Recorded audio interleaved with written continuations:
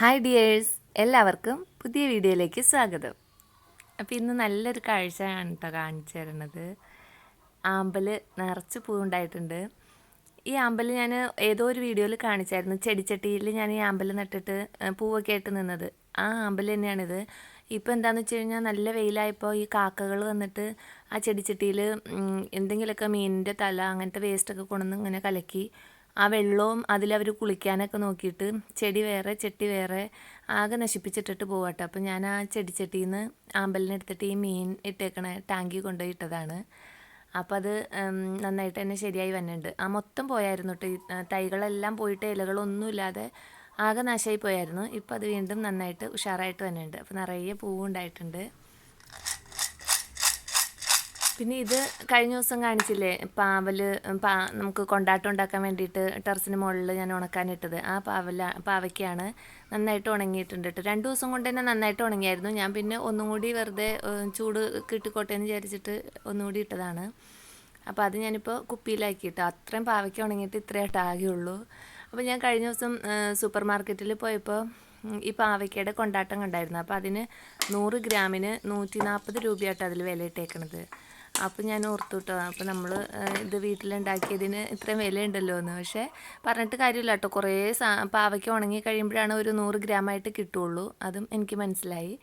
അപ്പോൾ അങ്ങനെ അതൊക്കെ എടുത്തു വെച്ചിട്ടുണ്ട്. പിന്നെ ഈ ആമ്പൽപ്പൂവിൻ്റെ അടുത്ത് നമ്മൾ ചെന്ന് നിൽക്കുമ്പോൾ നല്ല വാസനയാട്ടോ, നല്ല ഒരു സുഗന്ധമാണ്. അപ്പോൾ അതിൻ്റെ അടുത്ത് നമുക്ക് പോകാനേ തോന്നില്ല. കുറേ സമയം അതങ്ങനെ നോക്കി നിന്നു. അപ്പോൾ നിങ്ങളെയും കൂടി കാണിച്ചു തരാമെന്ന് വിചാരിച്ച് ഞാനത് വീഡിയോ എടുത്തതാണ്. നല്ല സുഗന്ധമുണ്ട്, കാണാനും നല്ല ഭംഗിയുണ്ട്. പിന്നെ ഇപ്പോൾ ഞാൻ ചെയ്തുകൊണ്ടിരിക്കുന്നത് സമൂസ ഉണ്ടാക്കാൻ വേണ്ടിയിട്ടാണ്. അപ്പോൾ അതിന് ഒരു 3-4 വലിയ സവാള തന്നെ എടുത്തിട്ട് വഴറ്റിക്കൊണ്ടിരിക്കുകയാണ്. പിന്നെ അതിലേക്ക് ഇഞ്ചിയും വെളുത്തുള്ളിയും ചതച്ചിട്ട് കൊടുത്തിട്ടുണ്ട്. പിന്നെ അതൊന്ന് വാടി വന്നപ്പോൾ പച്ചമുളകും കൂടി ഇട്ട് കൊടുത്തിട്ട് കുറച്ച് വേപ്പില വേണമെങ്കിൽ ഇടാം കേട്ടോ. പിന്നെ മല്ലിയിലേക്ക് ഉണ്ടെങ്കിൽ ഇടാം. ഞാനിപ്പോൾ അതൊന്നും ഇട്ടിട്ടില്ല. പിന്നെ സവാളയൊക്കെ വാടി കഴിഞ്ഞിട്ട് ഉപ്പിട്ട് കൊടുത്തു കേട്ടോ. ഞാൻ ആദ്യമേ തന്നെ സവാളയിൽ ഉപ്പിട്ടിട്ട് വാട്ടാറില്ല കേട്ടോ. പെട്ടെന്ന് വാടി കിട്ടുമെന്നൊക്കെ എല്ലാവരും പറഞ്ഞിട്ട് ആദ്യമേ തന്നെ സവാളയിൽ ഉപ്പിട്ടൊക്കെ വാട്ടാറുണ്ട്. പക്ഷേ എനിക്കത് ഇഷ്ടമല്ല കേട്ടോ. ഞാൻ ഇത് സവാള മുഴുവൻ വാടി കഴിഞ്ഞാലാണ് ഉപ്പിടുള്ളൂ. അത് രണ്ടിനും 2 ടേസ്റ്റ് തന്നെയാണ് കേട്ടോ. നമ്മൾ ആദ്യമേ ഉപ്പിട്ട് വാട്ടിയെടുക്കുന്ന സവാളേനേക്കാളും ടേസ്റ്റ് നമ്മൾ സവാള വാടി കഴിഞ്ഞിട്ട് പാകത്തിന് ഉപ്പിട്ടെടുക്കുമ്പോഴാണ്. പിന്നെ ഇതിലേക്ക് കുറച്ച് മഞ്ഞൾപ്പൊടിയും കുറച്ച് ഒരു 1/2 സ്പൂണോളം മല്ലിപ്പൊടിയും ഒരു നുള്ള് ഗരം മസാലയും ഇട്ട് കൊടുത്തിട്ടുണ്ട്. ഇതിലേക്ക് വേവിച്ച് വെച്ചിട്ടുള്ള ചിക്കൻ ഉപ്പും കുരുമുളകും മഞ്ഞൾപ്പൊടി ഇട്ട് വേവിച്ച ചിക്കനായിട്ട് ഇട്ട് കൊടുക്കേണ്ടത്. പിന്നെ അതല്ല ഇപ്പോൾ നമ്മൾ കറി വെച്ച ചിക്കൻ്റെ അകത്തുനിന്ന് നമുക്ക് ഇങ്ങനെ ബോൺലെസ് ആയിട്ടുള്ള പീസ് എടുത്തിട്ട് അത് ഇട്ട് കൊടുത്താലും മതി. അത് മിക്സിയിലടിച്ചിട്ട് ഇട്ട് കൊടുക്കരുത്. മിക്സിയിലടിച്ചിട്ട് ഇട്ട് കൊടുക്കുമ്പോൾ അതിങ്ങനെ പഞ്ഞി പോലെ ആയിപ്പോവും. നമ്മൾ കൈ കൊണ്ട് തന്നെ ഇങ്ങനെ പിച്ചി ഇട്ട് കൊടുക്കുന്നതാണ് ടേസ്റ്റ്. അപ്പോൾ അതും കൂടി ഇട്ട് കൊടുത്തിട്ട് നന്നായിട്ട് മിക്സ് ചെയ്തിട്ടുണ്ട്. പിന്നെ ഉരുളക്കിഴങ്ങ് വേവിച്ച് വെച്ചിട്ടുണ്ട്. അതും കൂടി ഉടച്ച് ഇതിൽ ചേർത്ത് കൊടുത്താൽ സമൂസയുടെ കൂട്ട്, അപ്പോൾ നമ്മൾ ചിക്കൻ സമൂസയായിട്ട് ഉണ്ടാക്കണത്, അപ്പോൾ അതിൻ്റെ കൂട്ട് റെഡിയാവും. ഈ കൂട്ട് വെച്ചിട്ട് തന്നെ നമുക്ക് കട്ട്ലേറ്റൊക്കെ ഉണ്ടാക്കിയെടുക്കാം കേട്ടോ. ഈ ഒരു കൂട്ട് ഉണ്ടാക്കുകയാണെങ്കിൽ കട്ട്ലേറ്റിനും സമൂസയ്ക്കും ഒക്കെ ഇത് മതി. പിന്നെ നമുക്ക് മീറ്റ് റോൾ ഉണ്ടാക്കാം. എന്തിനും ഈ ഒരു ഫില്ലിങ് മതി. എപ്പോഴും നമ്മൾ ഈ പൊടികളും മസാലകളൊക്കെ കുറച്ചിട്ട് കൊടുക്കണം. അപ്പോഴാണ് അത് കഴിക്കാൻ നേരത്തെ ഒരു ടേസ്റ്റോടുകൂടി കഴിക്കാൻ പറ്റുള്ളൂ. പിന്നെ ഞാൻ സമൂസ ഷീറ്റ് മേടിച്ച് ഷീറ്റിലാട്ട് ഉണ്ടാക്കുന്നത്. അപ്പോൾ അത് ഫ്രീസറിൽ നിന്ന് എടുത്ത് പുറത്ത് വെച്ചതാണ്.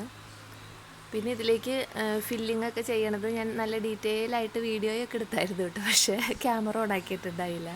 അപ്പോൾ അത് ഇതിലില്ല. പിന്നെ ബാക്കി എനിക്ക് മോളാണ് ഫില്ല് ചെയ്ത് തന്നത്. അപ്പോൾ ഇങ്ങനെ ഫില്ലിങ്സ് ഒക്കെ റെഡിയാക്കി ഷീറ്റൊക്കെ കൊടുത്തു കഴിയുമ്പോൾ അവൾ എനിക്കത് ഫില്ല് ചെയ്ത് തരാറുണ്ട് കേട്ടോ. അപ്പോൾ അങ്ങനെ അവളെ ഏൽപ്പിച്ചിട്ടുണ്ട്. അവളത് ഒട്ടിച്ച് റെഡിയാക്കുന്നുണ്ട്. പിന്നെ ഞാനത് ഫ്രൈ ചെയ്യാനായിട്ട് വെച്ചിട്ടുണ്ട്. അപ്പോൾ പിന്നെ നമുക്കിന്ന് വേറെ ഡിന്നറിന് ഉണ്ടാക്കിയിട്ടുള്ളത് അപ്പവും മുട്ടക്കറിയൊക്കെ ആട്ടോ. അതൊന്നും ഞാൻ വീഡിയോ എടുത്തില്ല, അങ്ങനെ ലെങ്തി ആയി പോകുമല്ലോ, അത് കാരണം. പിന്നെ ഇത് നമുക്ക് നോമ്പ് തുറക്കണ സമയത്ത് നമ്മൾ ഒരു ജ്യൂസോ അല്ലെങ്കിൽ നാരങ്ങ വെള്ളമോ ഫ്രൂട്ട്സോ പിന്നെ ഇങ്ങനത്തെ ഒരു സ്നാക്കോ കഴിക്കും. എനിക്ക് ഇങ്ങനത്തെ പരിപാടികളൊന്നും ഇഷ്ടമല്ല കേട്ടോ. ശരിക്കും പറഞ്ഞു കഴിഞ്ഞാൽ ഞാനിതിനെ കിന്നാരപ്പണികൾ എന്നാണ് പറയണത്. നേരെ ഒരുപാട് പോണ പണിയാണ് ഇതൊക്കെ. പിന്നെ കുട്ടികൾക്ക് എല്ലാവർക്കും നോമ്പാണല്ലോ, അപ്പോൾ അവർക്കാണെങ്കിൽ ഇതൊക്കെ മതി. അപ്പോൾ അവരുടെ സന്തോഷമുള്ള നമ്മുടെ സന്തോഷം എന്ന് വിചാരിച്ച് ഉണ്ടാക്കണതാണ്. ചെറുകടി എന്നാണ് പറയണതെങ്കിലും നമുക്ക് വലിയ കാര്യങ്ങൾ ഉണ്ടാക്കണതിനേക്കാളും കൂടുതൽ സമയം പോണത് ഇതുണ്ടാക്കാനാണ് കേട്ടോ.